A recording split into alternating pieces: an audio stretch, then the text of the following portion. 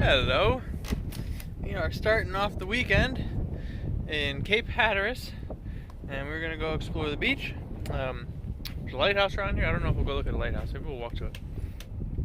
But yeah, just it's a beautiful. Well, it's not particularly sunny, but it's very nice temperature out, nice and warm, and we're just gonna enjoy the day. We had a long week, lots of stuff, working home-wise, and we just want to relax. So we're gonna do that, and then later on, I think this weekend we're gonna start working on the heater, the Webasto heater. Got a gasoline version, so we gotta start getting that installed.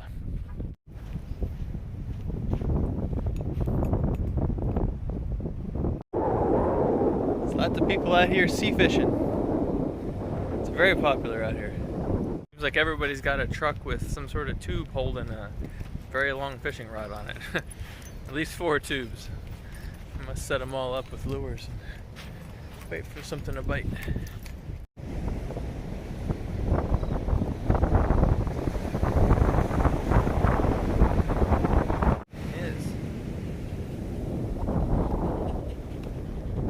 That's neat.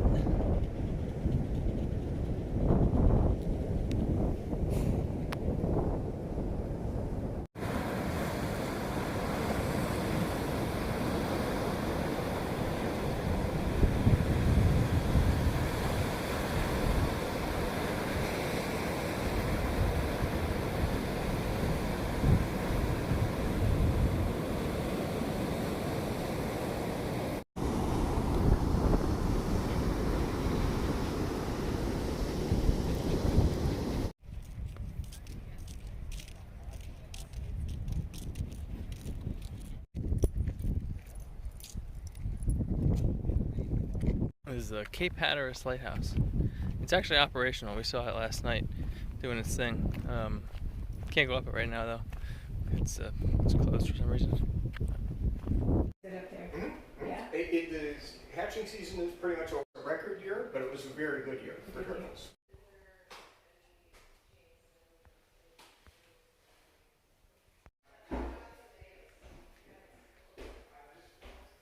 Well, okay, we're back, done with our walk. Came back, had some lunch, kind of lazed around a little bit. Now it is time to get working. We're going to try to get the heater started. I highly doubt finished today. I don't know, maybe, but maybe, I don't know if I have the screws, but if I don't have the screws and that's the only thing I need to get, that'd be great. But anyway, so I don't know exactly how we're doing this yet, but I gotta start feeling things out, getting things out of the box. I got a cardboard box here with a bunch of parts in it, and we'll show you that eventually. But I should mention, what was the name of that place we got? VAMC in VACM, somewhere in North Carolina, on the northern border, in the northeast, next to that swamp, the Great Dismal Swamp. They said it sold as a kit that's meant for conversions like this, and like the ProMaster, which is what we're working on. And really nice guy. They got informational YouTube videos and whatnot and how to install it. This will not be one of those.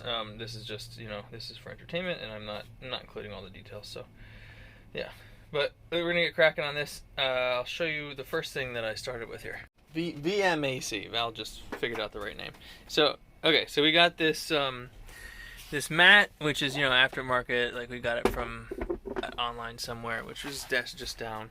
And then there's this little area here, extremely easy to take off. Plastic top. We just use coins to turn those screws, and then another thing that screws on, and the screws have them in there so they're safe and not rolling around. But that exposes the fuel, and this little guy here, which has these blue things on the side, you squeeze the blue things, you pull it up, and that is your fuel tap that goes down supposedly like 3/4 of the way or something, so you don't run your tank dry. So that's what we're going to be tapping into, and I'm just about to figure out whether or not we want to be able to go somehow through the cab for the fuel line, or we go underneath and around, or what the heck we do. But I got to figure out where we're going to put the heater, because we don't really know. We have swivel seats, so that's apparently a problem. Alright, and this is the kit that we got from that company, and there's just, you know, a bunch of stuff. He walked me through it. You know, they're all very happy to answer phone calls and whatnot, so that's encouraging. You can see their name there. So yeah, so now I gotta start digging through this, get organized, figure out what the heck I'm doing.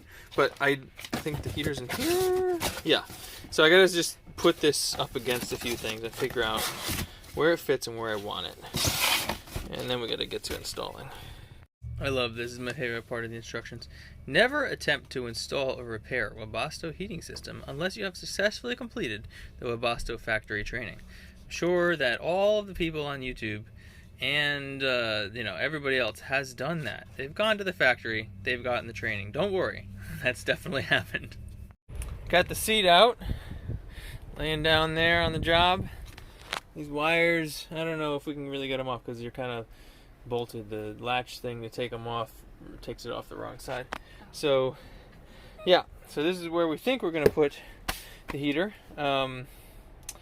Got to do some measurements, probably put the chair back in the same place, whatever. But we think we're going to do it here. And yeah. Okay, well, we got the seat laying down here, and we chopped off the foam, which, where do we put that? I don't know where it is. But basically, there was a foam piece. Where? Oh, yeah. There it is. So this piece we cut out, which was a little painful. But it's not going to be as bad as drilling through this thing. So, yeah. So now we have this area, which, you know, super ridgy, which is not wonderful, but the kit comes with this.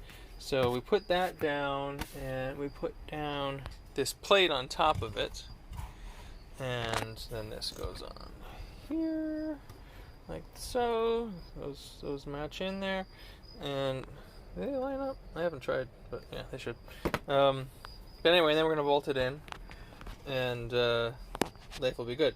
The only problem is that underneath, if we go under here,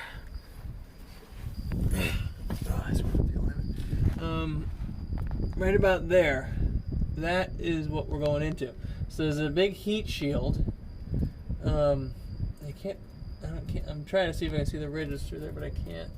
Those ridges aren't the same ones.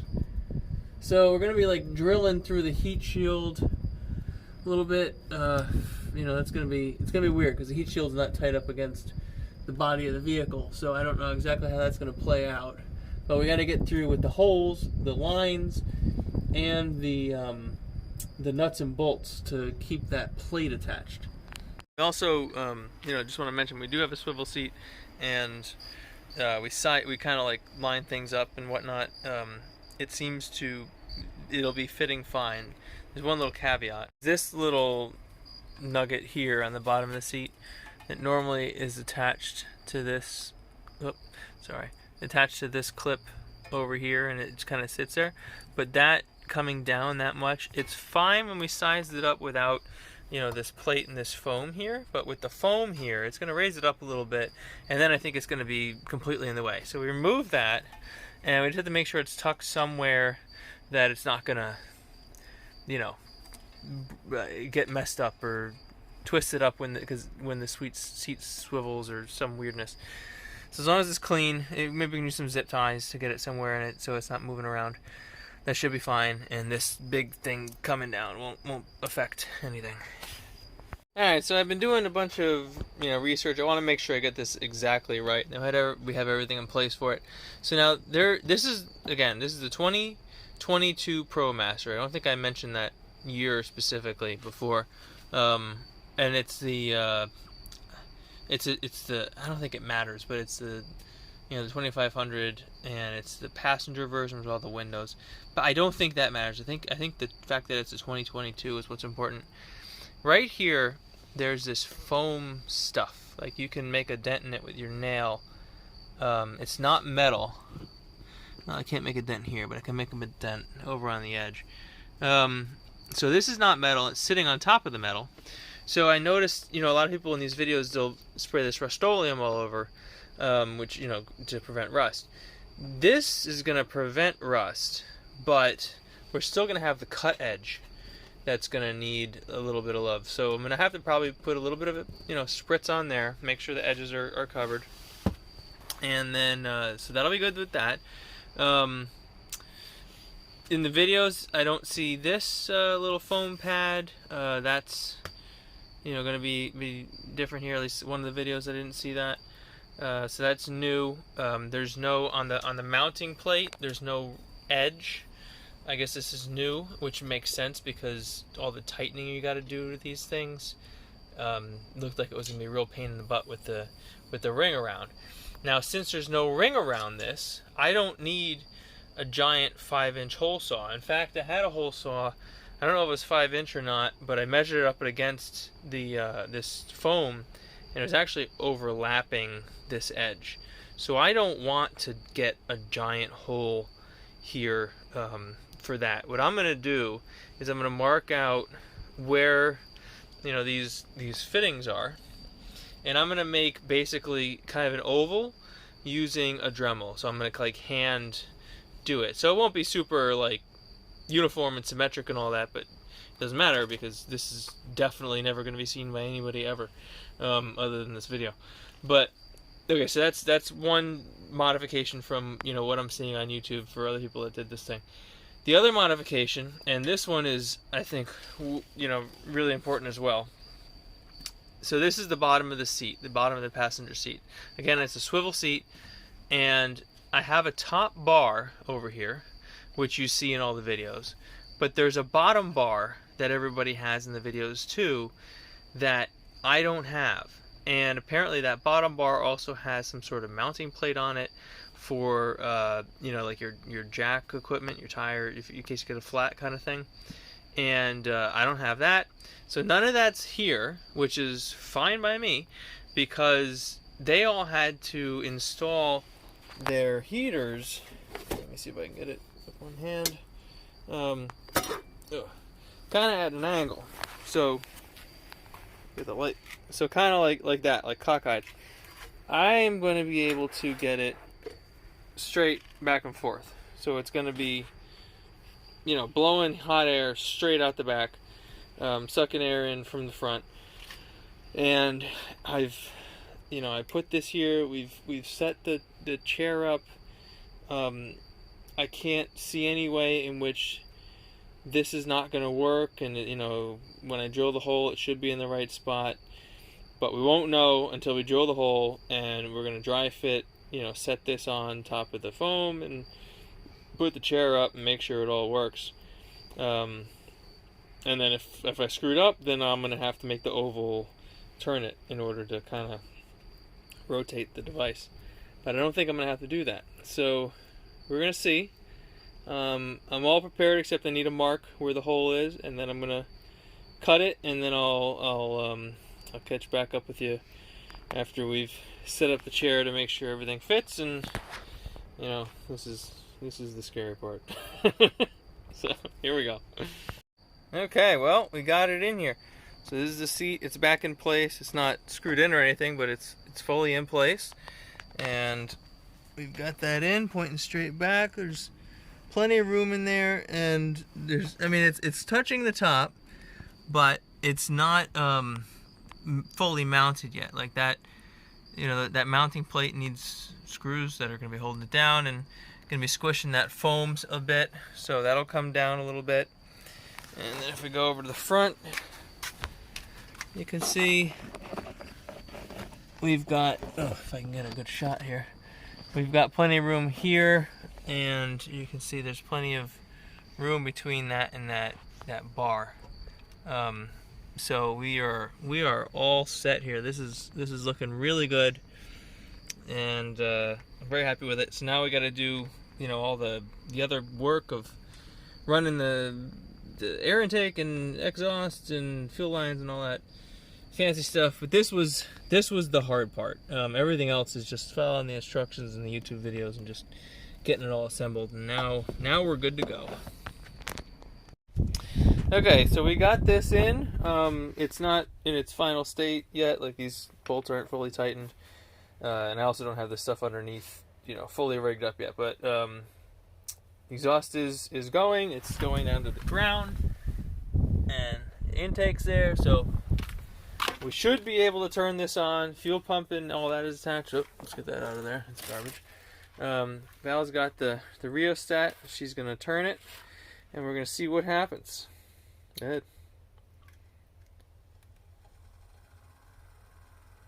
Hear a sound.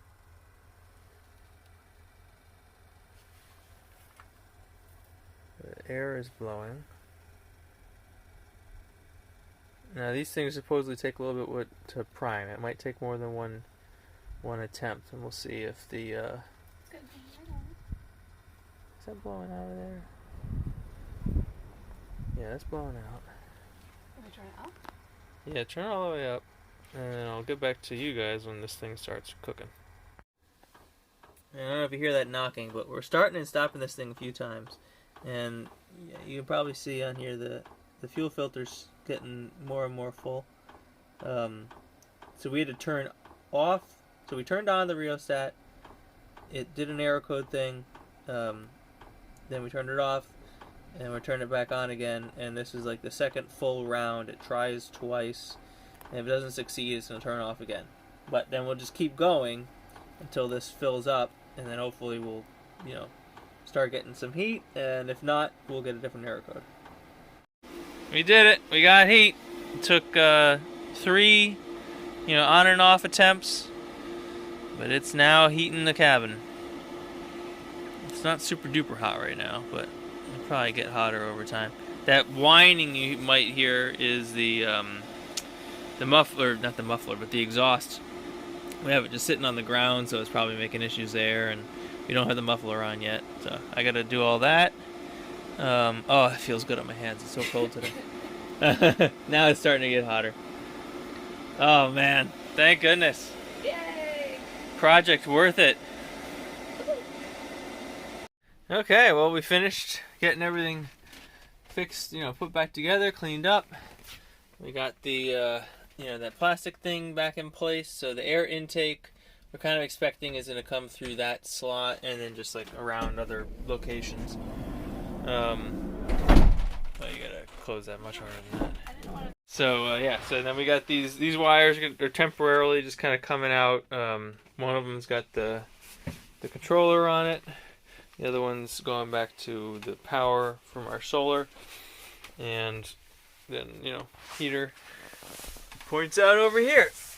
So there it is, and we got all the doors closed. There's no insulation yet. So, we're all just bare van, and we got the window one. So the it's not going to be. We'll see. We'll see what happens. How much it heats up. It should actually, because it's not too cold of a day. It should be able to do good, but we'll see. So we just turned it on. Ignore the outdoor because that's just actually in the camper, and it's pretty hard. There you go. Now you can see it. So 59 inside the van, 65 in the camper, which doesn't mean anything. I think I saw weather.com said it was 58 outside. And we just turned it on. You can, here, listen. I don't know if you can hear that. It's a fuel pump, which is super quiet. And the fan is just starting up. But that sound deadening fuel pump must work wonders because people say it's loud, and that's just not noticeable. So it's been about 25 minutes or so, and it's currently 66 degrees in the van. So it started at 58, so it's come up 8 degrees, which, it's a little pokey, but there's no insulation, and I think it's fine. I'm feeling very relaxed and kind of like I want to take a nap now, actually, because I'm warm and cozy. I think that's pretty much it. I gotta find out if we did the exhaust exactly right, because we vented it straight down, which is what the manual said. But online, all the blogs and whatnot that you read talk about venting it out the side, which is not. Like if I do a 90 degree to go straight down, like the manual says, I'm not going to be able to get it close enough to the edge where I can where I can have it go out the side. So I need to kind of pick one. So I'm actually going to reach out to VMAX and see what they say, to have some sort of authoritative source on it. But for now, I'll probably just leave it pointing straight down, because that's what the instruction manual says. And that's the official word. And they said nothing about having it vent farther than the edge of the vehicle that I could see. So I'll do that. And we got to get a carbon monoxide detector, which we have in the we have one in the camper. So we'll just bring it in here for when we're sleeping in here and whatnot. So yeah, that should be it. It's pretty much the end of the weekend. We're gonna go grocery shopping and relax before the end of the weekend. So yeah.